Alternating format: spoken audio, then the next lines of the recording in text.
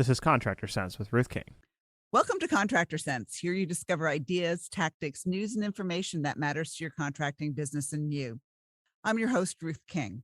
This episode is sponsored by Profitability Movement. Google Profitability-Movement to join this community of business owners focused on building profit, increasing wealth, and giving back. Thank you for joining us. Here's how we will help your business and you today. Whether you are in the plumbing, HVAC, electrical, generators, or another trade that enters people's homes, you are likely to encounter mold at times. What's the right thing to do? My guest today, Jason Earle, can answer this question and more. He's the founder of Got Mold, and Jason has personal experience with mold and resolved the issues related to mold in his life. Jason, welcome to Contractor Sense. Hi, Ruth. Thanks for having me. My pleasure. So I want to start with your story because you were affected by mold yourself. Yes, people always wonder why I got into the mold business in the first place. And most of the people that I know that are in this space that are doing really great work have a personal story. Because mold isn't really, there's no academic track there's not for a healthy building consultant or for mold in general. So it's one of those things that people often, I think, fall into the industry due to their own personal experience, and then find that that's irreversible knowledge that they'd like to pay forward and help other people not have to go through. It's a steep learning curve, and it's costly, in terms of health, and also costly in terms of money. So it's one of those things where mold is something that you don't really think about too much until it affects you, and then once it affects you. You will never forget. How did it affect you? I was around 4 years old, suddenly having trouble breathing and lost a bunch of weight in a 3-week period. And my parents were uncomfortable, took me to the pediatrician, who said you should take him to the hospital. And they took me to Children's Hospital, which is a renowned respiratory hospital that was just about an hour away from our house. And based upon my family history and the symptoms I was presenting with, they initially diagnosed me with cystic fibrosis, which thankfully, 6 weeks later, they get a second opinion, and they concluded that I didn't have CF. Actually, I had asthma compounded by pneumonia. And when they tested me for allergies, I was allergic to literally every single thing that they tested me for, which was like grass, wheat, corn, eggs, dogs, cats, even cotton. So clothing and sheets were irritating to me. And so I lived that way until I was about 12 years old. At which point my folks split up, and we moved out of that house, and all my symptoms went away. And I never really thought about it again because my grandfather had grown out of his asthma, and so we talked about it, but it was just we never connected the dots on it really until I had through a series of interesting circumstances, I became a stockbroker at a really young age when I was 16. I did that until I was 25, and then one day I went on walkabout because I wanted to do something meaningful with my life. And while I was away, I was reading a story about a guy who'd gotten sick from a hotel where he was an employee. It was actually in Hawaii, and I was there at the time. The gentleman had developed at 40 years old, adult onset asthma, as well as sensitivities to all these things that he had never even had problems with, all these foods and things. And it was like a deja vu moment for me, because suddenly I was thinking, geez, I wonder if all that stuff that I had going on as a kid was mold related. And I wonder if we had didn't know anything about mold. I called my father and asked him if he thought we had a mold problem, and he just laughed at me. He said, Jason, we had mushrooms in the basement. Of course we have mold. Why do you ask? And that one moment was such a light bulb for me, because it was first of all, that was just this flippant response that of course we have mold. Who cares? Well, you had an asthmatic kid. Well, they both also smoked indoors. So not for lack of love, but for lack of awareness, because that was the 70s and 80s, right?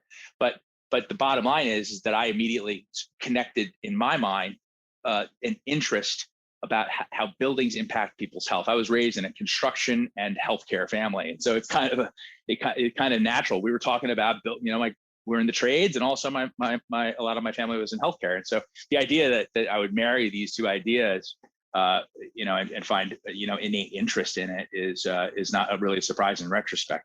Although I would have never have told you that I would have, being the CEO of 1-800-GOT-MOLD, if you told me that when I was a stockbroker, I would have laughed you out of the room. But here we are today. And so basically I came back to New Jersey armed with curiosity, started working for a remediation company because I wanted to understand what was going on. There were really not very many remediation contractors at the time. They were actually a basement waterproofing contractor that was doing mold remediation. And I quickly saw that they were really not doing the right thing by consumers.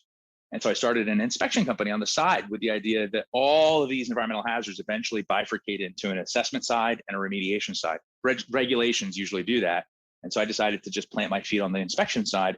And that company, we pioneered the use of mold sniffing dogs, which gave us a lot of national attention. And then that became 1-800-GOT-MOLD, our mold assessment business that I've been running for 20 years. Yep. So let's assume that a contractor or a technician walks into a house and he discovers mold. What should he do? First thing you do is document it. But the first thing you have to do is figure out, how do you know that there's mold, right? Because that's the question. Right. There's black spots on the walls, or there's stuff in the heating and air ducts and vents, and it's black and it looks like mold. So what do we do? Yeah. Well, first things first is you have to make sure if you see something, smell something, or feel something, you want to document it. And so that means you want to take plenty of pictures. You want to take notes. You want to make sure that when you walk onto a property and there's a pre-existing condition of mold or moisture, you want to make sure that that's well known to all relevant parties, because you don't want to be blamed for it. The other thing is, you don't want to start messing around with these things. Any disturbing moldy building materials is a great way to increase your liability. I'm not a lawyer, never played one on TV, but moving moldy stuff makes mold disperse into the air, and it will increase the cost of a job potentially exponentially. And so when you see a moldy project, one of the things that actually a lot of contractors are doing now, we created a do-it-yourself test kit a number of years ago to answer the needs for people who were on a budget and couldn't afford a professional inspection. And a lot of contractors are now using that. It's the Got Mold test kit. You can go to gotmold.com. A lot of contractors are now going into houses. If they see a mold problem, they immediately take the kit out of the truck and they grab an air sample to document the presence of the mold. And then they begin to go to work. But the next step is, if you're going to go to work and you can do it in such a way that you're not going to disturb what's there, you have to protect yourself. So that means you have to wear a full N95 respirator, but quite frankly, you're better off with a P100. You're better off with a full face if you've got any sort of allergic sensitivities, because your eyes tend to be sites for reactions in a lot of sensitive individuals. But if you're not that sensitive, at the very least, you want to reduce your exposure. And mold is tricky because it's not just particles; it's also gases. That musty odor creates an immune response in many people. And so you want to also make sure that whatever respirator you're using doesn't just take out particles, but also the gases, the VOCs. And you'll know if it's working because you won't smell the mold in your respirator, and you take it off and you'll smell the mold. That's the respirator you need to protect yourself. Okay. So when we get back from break, we'll continue, what we do. So how do people contact you if they are interested in the kit or finding out more about Got Mold? Gotmold.com. Gotmold.com. Gotmold.com, and right on the homepage, right there, you can ask whatever questions you want, and also we field questions on our Facebook page, which is at Gotmold, or facebook.com/Gotmold. Got it. Okay, we'll be right back. Thanks for listening to Contractor Sense. You can't. That's what my daughter Kate told me when I said I wanted to make financials fun. The gauntlet was laid down. The red blanket was waved in front of the bowl. Ronan the Rubber Duck was born. This ebook is a whimsical look at financials from a duck's perspective. To get this fun, easy-to-read Kindle book, go to Amazon and search for Ronan the Rubber Duck Dives into Financials. That's RONAN, the Rubber Duck Dives into Financials. Let me know if I made financials fun for you. We're back. Thanks for listening to Contractor Sense. I'm here with Jason Earle, who is the founder and CEO of Got Mold. And Jason, give everybody your website address again, please. Sure. It's gotmold.com, GOTMOLD.com. Just like it sounds. That's right. Sound it out. Yeah. So before the break, we were talking about a heating and air technician, a plumbing technician, an electrical guy. Electrical technician walks into a home and they see what they think is mold. And you had mentioned you have a test kit, and we should start documenting. So that was part one. Part two was to put on a mask. And you mentioned a specific type of mask. What was that? That's right. So N95 are the masks that most people are familiar with because of COVID. And they will arrest 95% of particulate matter within a certain size range, much like a HEPA filter, but not quite as efficient. The air quality problems are caused by a combination of particles and gases, and mold in particular is produced by by a suite of these things. And so you need something called with a P100 or even a P95. But the P includes the VOCs, includes the gas. It's very important. Okay. So we take pictures, we put on a P100 mask to protect ourselves. Can we work or not? Well, yes, you can, as long as you're not experiencing symptoms and as long as you're not disturbing any of the substrates that have mold on them. Now, your company policies may be different. And I would say that's really something that should be discussed with as a company, and you should have a policy on that.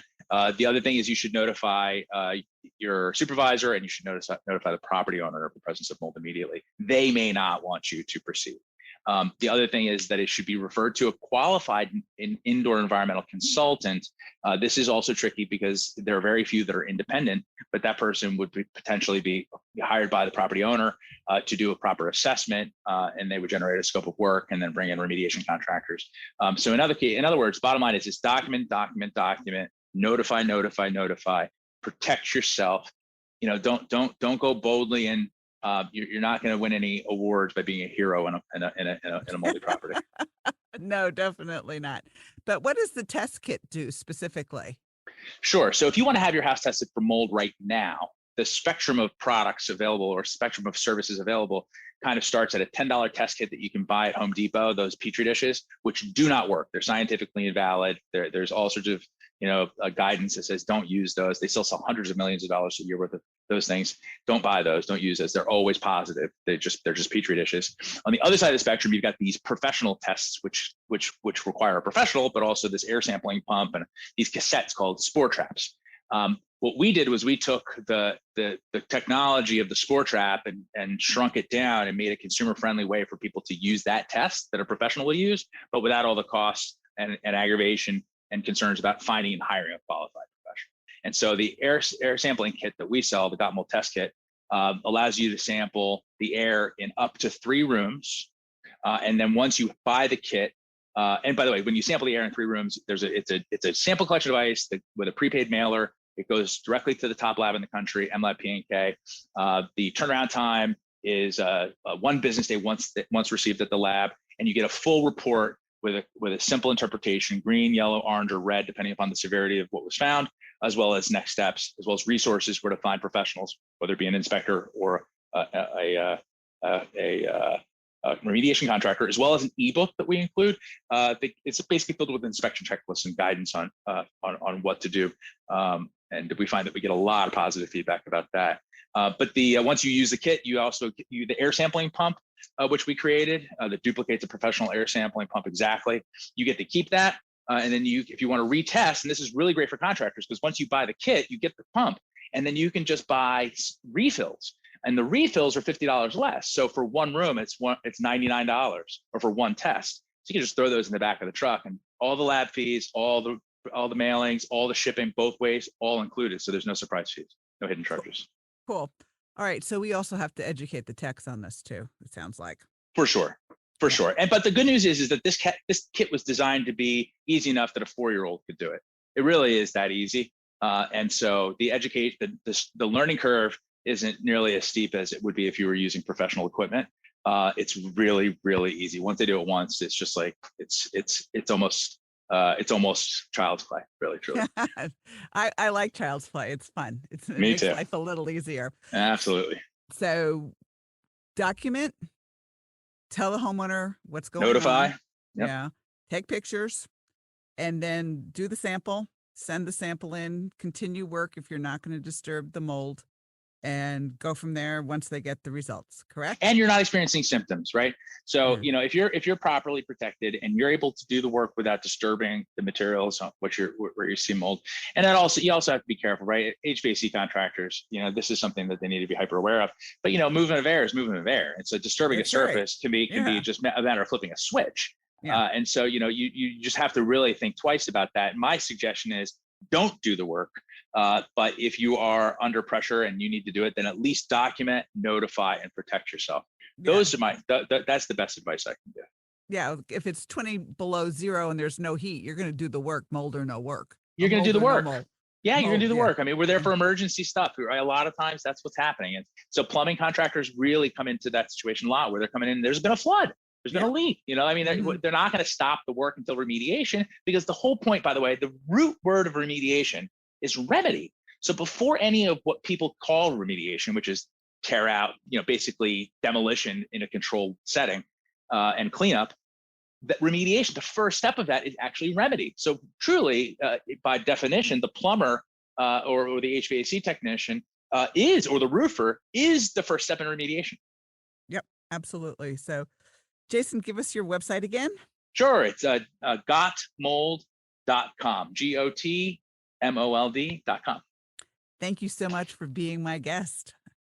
Thank you, Ruth. All right. And thanks to all of you for joining us. Choose one thing that you discovered and implement it in your business. These ideas, tactics, and strategies help you make more money, have more free time, and give back. If you like today's program, spread the word. Please review this podcast on any device you're listening to it on. Help a fellow contractor make more money too. For comments or questions, call me at 770-729-0258 or email ruthking@hvacchannel.tv. Thanks for listening. Have a great and profitable day.